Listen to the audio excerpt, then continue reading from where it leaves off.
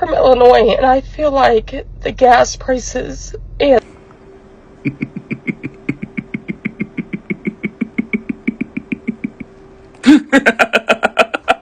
Welcome on another episode, you guys. Thank you so much for being here today. If you're joining for the very first time, thank you as well for clicking on this video.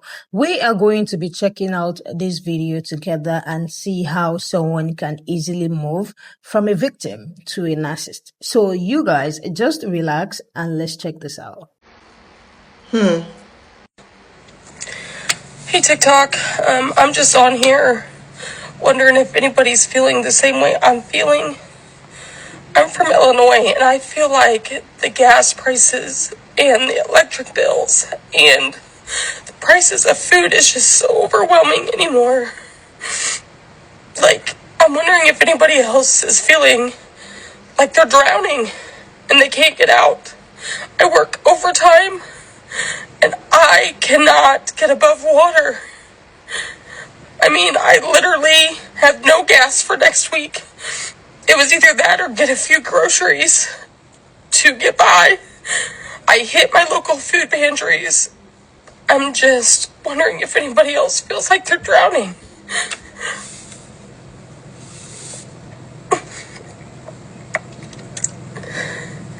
But anyway, I hope everybody has a great day. Don't you do it. Don't you do it. Watch this. And there it is. So a couple days ago, I did make a video where I was crying because I was having a mental day. I was struggling. Did I vote for Trump? Hell yeah, I did. And will I do it again if he can make things happen in the next 4 years? Yes.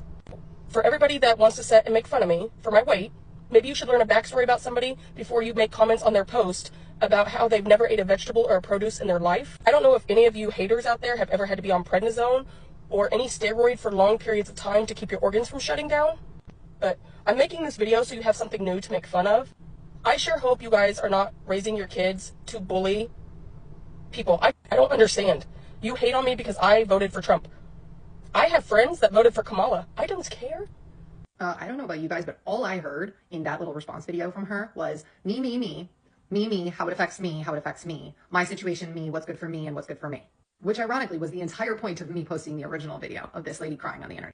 You only care, ma'am, because it's affecting you. And you didn't care about anybody else or any of the other groups of people that were going to be harmed by this orange person being in the White House. And look, I'm a mom. I don't condone bullying. I don't think anyone should be calling you fat or whatever. But I can understand where people are coming from because you guys can dish it out, but you can never take it. The amount of posts that I make that have just been flooded with comments about my freaking nose ring, about libtard, about this, about that, about every single, my husband must be gay, all kinds of stuff. You guys can dish it out so hard, but you can never take it. And it's honestly infuriating. You're only mad now because people are calling you out for your vote. People are saying to you, just like I did, we can't feel empathy for you because you didn't feel 1 ounce of sympathy for any other group of people other than yourself when you cast that vote. And one last thing I have to say, because I hate this when people like her say things like, well, I have friends that voted for Kamala.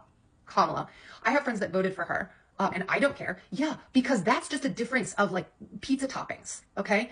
You not liking a certain politician because you don't like this or that policy or whatever. We can disagree on those things. This is not that. You voted for somebody that was going to actively harm other groups of people, and he made no bones about it. He said that. He said what he was going to do, and now he's doing it. And you still voted for that because you thought it wasn't going to affect you. So welcome to the party, ma'am. We don't feel bad. She's just in her find out stage after fucking around. I'll see y'all later. She came online to cry to people, that she is currently going through it and she just cannot wrap her head around how people are surviving this time. And when she was asked the very popular question, who did you vote for? Because you're on here now, just finding people to pity you. You've made decisions that led to this moment. People are calling out our political stand, and you guys, I feel like she still went on to say she's still going to vote for the same person in 2028. Like, let that make sense. People are talking about our video. Let's hear more from what people are saying about our video. I work overtime and I cannot get above water. That's my sister, y'all. She's going through it right now. I need TikTok to work your magic. Help this girl go viral. This woman is so sweet. She's never done anything to anyone. She'll give her last to anyone, give you the shirt off her back. But life has really got her down right now. She's really going through it. See, here's the problem. You and your sister are saying that she's really going through it right now. She's having a hard time. That's why she came on the internet and she was crying about her electric bill going up, groceries being high, gas prices being so high. She's really struggling. Lots of people can relate to that. And lots of people would have felt empathy for her and would have wanted to help her or at least give her words of encouragement. But we can't because she's a huge Trump supporter. See, so she voted for this. So this is what she wanted. And now that she has it, it's not going as well as she would have liked for her. She was okay voting for this when she thought it was going to affect other people. But now that it's affecting her, she's crying on the internet about it. That's where we have a problem. And I know you're saying that she's a lovely person and that she's very kind and sweet and whatever. But the problem is that we can't see that. We can't see that because all we can see is that she was not a nice person at all because she voted for somebody that was going to cause harm to other groups of people as long as it didn't affect her. That's not kind. That doesn't seem like a very sweet person. So this is where we're coming up against these problems with this FAFO stuff, right?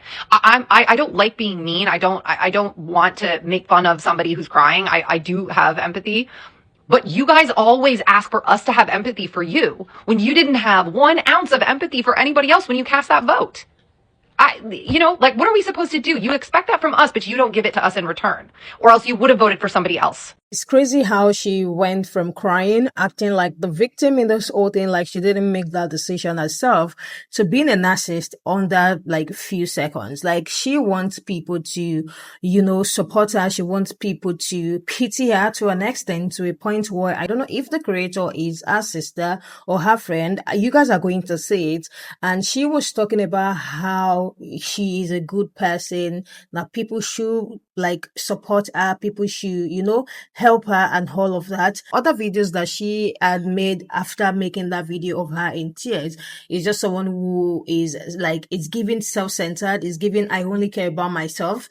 And one of the things that have been very common or that has been constant when this FAFO people come around is that it's the same thing. They all thought they were never going to be affected. The decision they made, they did not know or they didn't see it coming back to bite them in their asses. That is the reason why they are out there. Like they could see, they have checked every corner and know that the only thing they can do right now is just to cry out for help. Because if there's any other thing for them to do without having to come to people or come online in public, I'm sure they would have taken that. They know their last route is to try to, find another thing to do online, get support from people, build a brand, get more income, acting like the victim, like their decision is not part of the reason why they are where they are today. She was literally in tears, talking about how it is so difficult, how it is so this, how it is so that. And in another breath, still stating that she is going to be voting for this same person that put them in this situation in 2028. Isn't that insane? How are people supposed to react to this honestly? Because yes, in one breath, you're the victim. In another breath, yes, you're standing, oh, you did this, you did that.